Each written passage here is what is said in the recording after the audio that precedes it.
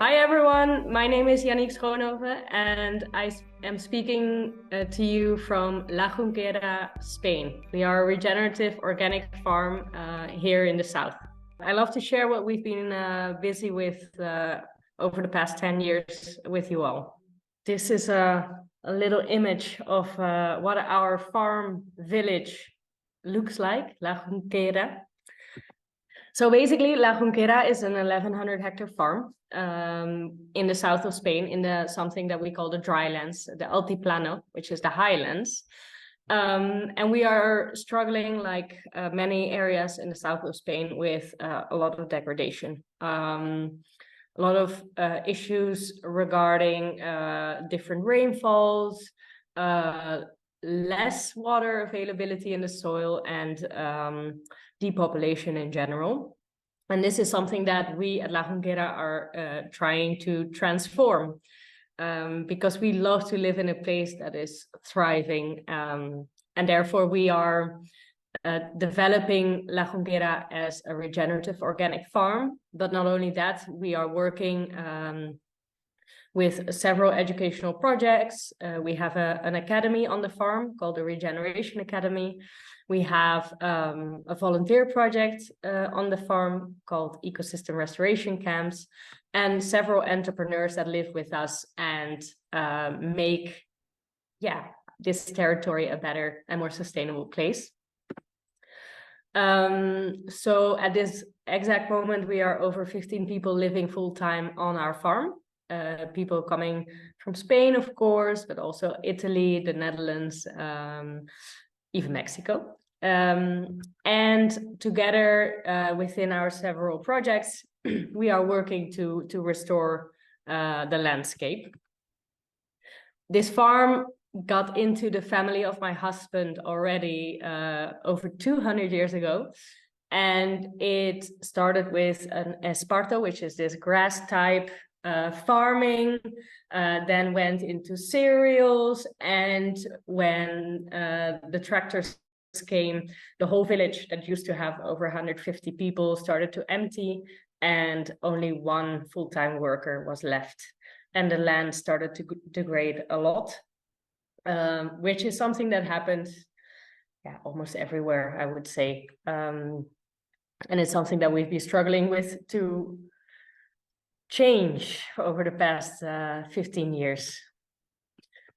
We see not only land degradation as a problem here, we see also that there is a very big knowledge gap in the rural areas when it comes to how to change these problems and what we can do about them. So we see a lot of use in experimentation, in research done on the farms to transform these agro food chains. Also because many people say, I don't know what to do, and everything is so risky. And as long as it stays very risky, people will never transform on a bigger scale. And another thing that we've seen over the past 15, 20, maybe longer years is a lack of hope and inspiration. So especially in the rural areas, we see that people leave. Young people, their parents tell them, please don't do this, because don't stay here. There's nothing for you. It is a poor region. It's an empty region. So go to the city and find your life there.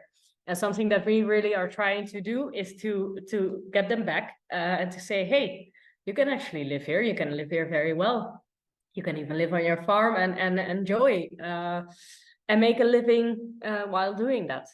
So that is something that we also try to show with our farm, with the projects that we do, that it is actually possible to make a living on the farm while doing regenerative and organic agriculture. So something that, I'm going to put that here, something that we are busy with is not only the farm, we are actually busy with regenerating a whole valley. So we have two farms, which are 30 kilometers apart. And one farm starts at the start of a river. And the other farm, where the river should pass by, has no water anymore. while 10 years ago it still had. So the river would be passing by that other farm. So what we're trying to do is to regenerate 30,000 hectares of land through regenerative practices. We are going to start very soon with working together with different farmers in the watershed. We are training them into soil health, in water management, in several practices that can improve the water uptake of the soil. Also, we're going to be talking about pollution. How can we prevent pollution from happening to this river? And it is something that everybody can stand by, because water in the end is, everyone needs it, everyone wants it, and therefore this is not it doesn't have to be a conflict. It can be something that we are all very eager to work on. So this is the bigger project that we're working on. Of course, this is a very long-term project, especially in a dry land area like ours, but we feel very confident that already in 5 years, we will see the river coming a lot further than it came before. We are working together with a lot of other farmers. We are working together with local schools. So also training high school kids about farming, about entrepreneurship, showing them what is possible. We are working with young farmers in short courses.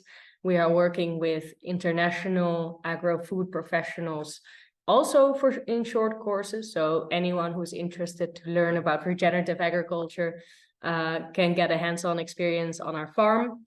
And we do this because we feel that this network and this knowledge on regenerative agriculture really has to grow.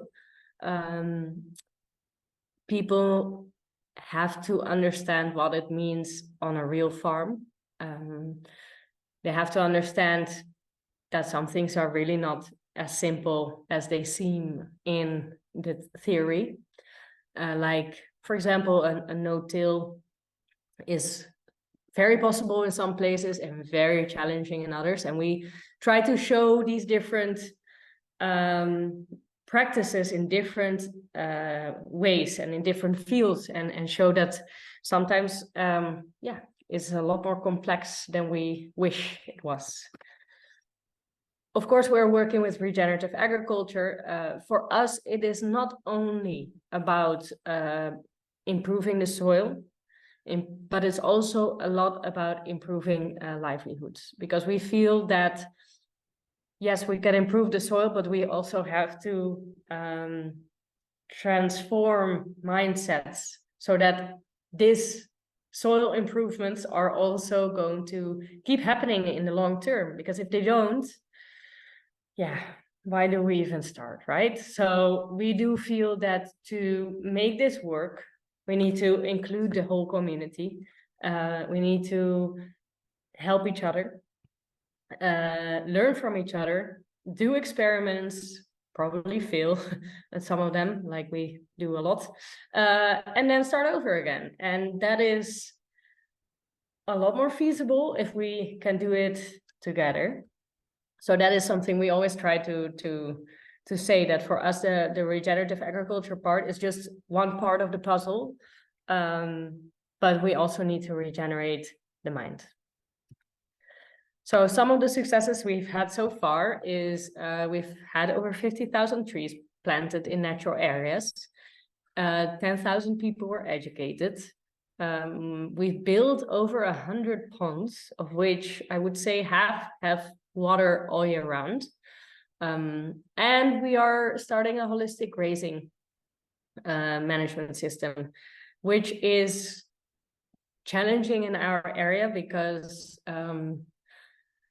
there was no cow grazing. There's no cow grazing in our province. So even in the organic certification, they said that it was not possible to have the cows outside. They had to be inside, and otherwise we would not get the organic certification. So there are some challenges in that sense, but we are working together with the authorities to make it work. And we do strongly believe that the animals can also help to improve the soil if managed correctly, and that their meat can also be very healthy if managed correctly, of course. Yes, so I told you a bit about the Regeneration Academy. We have a lot of courses for local people, but also for international people. We do a lot with students. So we have a 4-month research program during which students come to write their thesis or their internship here. And for the people that don't want to do a course or don't study anymore, there's also Camp Altiplano, which is the ecosystem restoration camp that is responsible for the natural zone restoration. So both on the farm and in the Valle del Quibar, that is Camp Altiplano, who is managing the restoration of the natural zones, working with volunteers from all over the world to make this happen, and planting a lot of trees and bushes to get some of this very degraded natural land back in shape.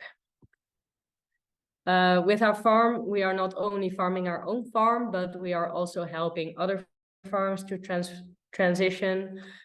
So we are working with investment funds. We are working with specific farms that go from conventional to organic and regenerative. And we do the services on their farms. This is something that is relatively new for us, as in we have been now doing this for 4 years, but it works very well. And we now do know the trick on how to do this. And that is very helpful. So actually we have these 4 companies and entities working together on our farm that for us really make it work. Because we do we believe that it's very difficult to do it alone. And I know a lot of farmers, you don't maybe have so many companies or things around you. And that just makes it very challenging. So we are extremely lucky in this sense to have been able to work together with all these great people. And we've also noticed that the more people are involved, the faster this transformation goes. Very happy to have been able to speak here. And if you have any questions, you can go to our website. We also have an Instagram that is the same name. And there you can also find more information about the Regeneration Academy, Ecosystem Restoration Camp, and other ways to get involved with us. Thank you all for listening, and hope to see you on our farm.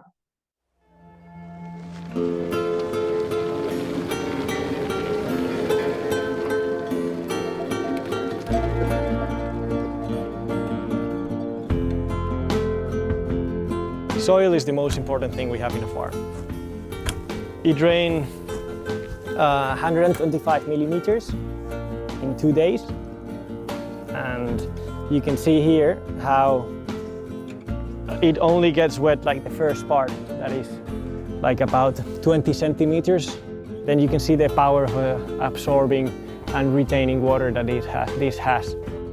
You can imagine that by increasing like 1 millimeter of topsoil, of organic matter in 1 hectare, then your capacity to store rainfall is increased by millions of liters.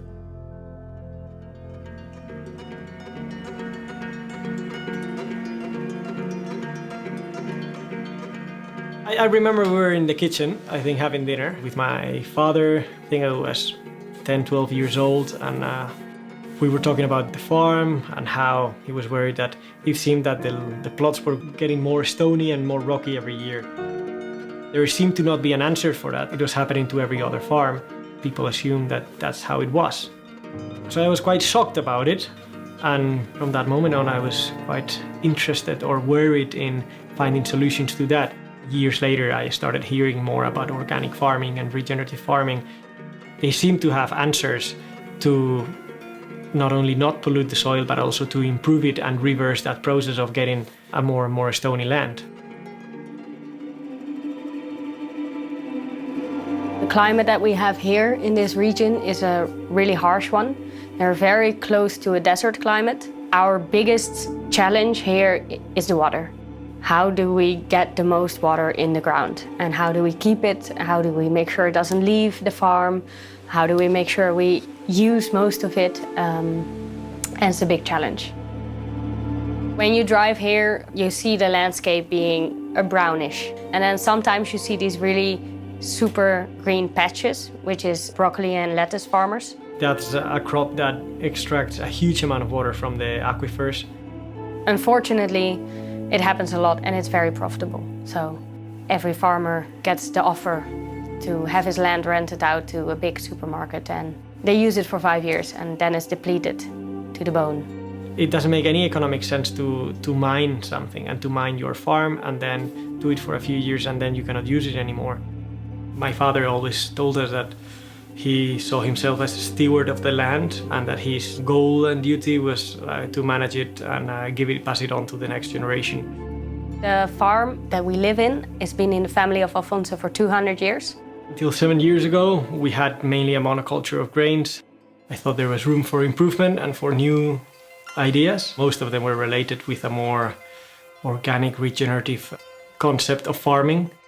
Regenerative agriculture is basically a set of practices that are good for the soil, that are healthy, that are increasing fertility on the land. Some of these practices are about water management, like ponds, swales, sediment traps. Others are more about the soil, like using compost, having ground cover. Others are more about biodiversity, like making natural areas where insects and pollinators can live. So there's a more holistic view of farming in which you include livestock, in which everything relates a lot more to each other.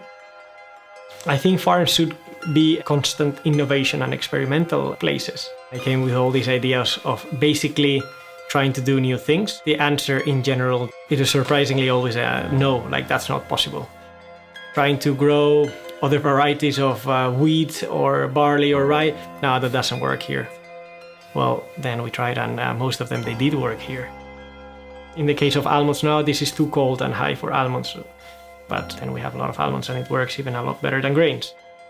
Growing pistachios, yeah, that doesn't grow here, but it's quite surprising because nobody even tried, so how do you know it doesn't work? We're trying to do these swales, well, it's not going to work, they're going to break down and they're not really hold that much moisture. We had 125 liters of rain in 2 days, in 48 hours, which is a lot. And one of the things that we do on this farm to manage rains and to capture as much water as we can is by making swales. And swales are basically contour trenches and they stop the water. And then the water gets redivided amongst the contours of the plot. So there you can still see that there's a little bit of water. So you really see how much sediment it got. This much. And the 10 centimeter topsoil is basically where you have the nutrients. They are the ones that have the minerals, the organic matter. So this is the stuff that you want to keep on your land. And normally, it would have all flooded away. So with this farm, we're really trying to showcase the possibilities and also give some tools to do this transition. Yanniek is now mainly focused with her project that is the Regeneration Academy. Students from all over the world that want to do their master thesis. Many of these kids, they will end up in important positions. They're making decisions about agriculture on a European level. Bringing that sense back of giving something better to the next generations is very important. I think that's where regenerative farming fits really well. The climate is constantly changing and the market is constantly changing, therefore your techniques and your crops have to be constantly changing as well.